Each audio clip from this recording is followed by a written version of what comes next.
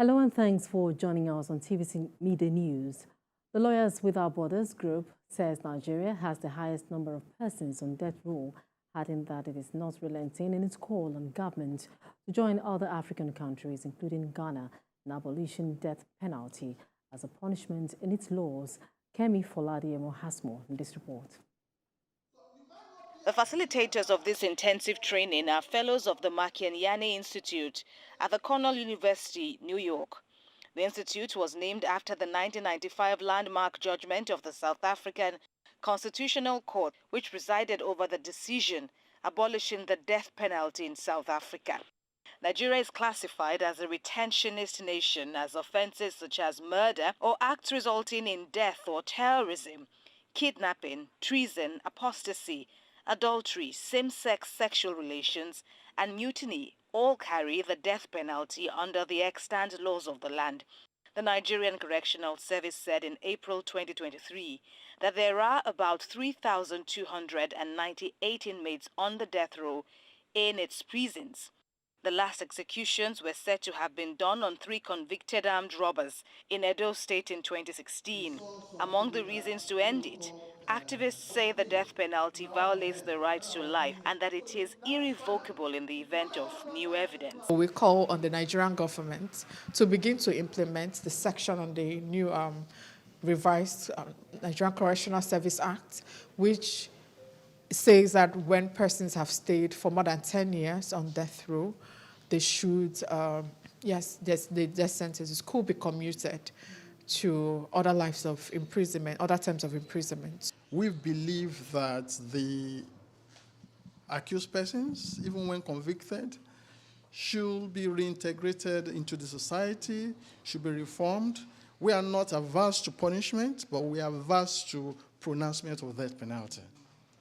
Observers say the death penalty is also disproportionately used against disadvantaged people who cannot afford high-class legal services, which can lead to a miscarriage of justice.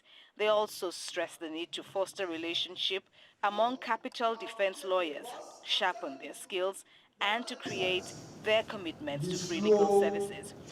We should always bear in mind that there is necessary and there's even obligatory for us, mandatory for us to always gather parallel investigation when we are representing somebody who is facing death penalty. We are also encouraging lawyers to work together with prosecutors and in fact also the judiciary to see where cases, instead of going, for example, for murder, could come have a reviewed charge to manslaughter, where in that instance then the mandatory death penalty does not apply.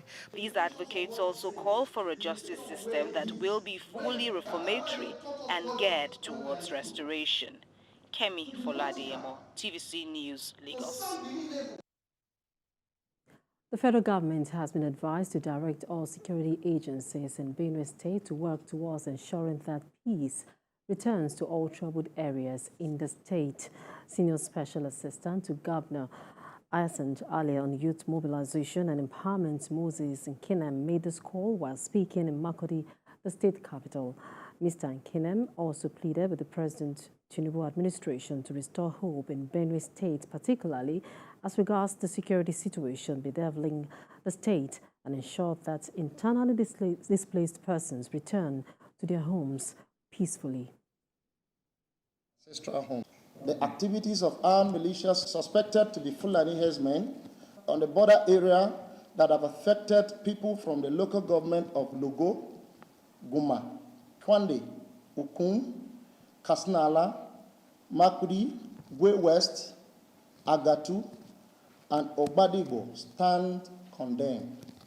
We call on Mr. President Bola Ahmed Tinubu to, as a matter of urgency, direct all security agencies in the state to ensure peace returns to all the troubled areas in Benue State,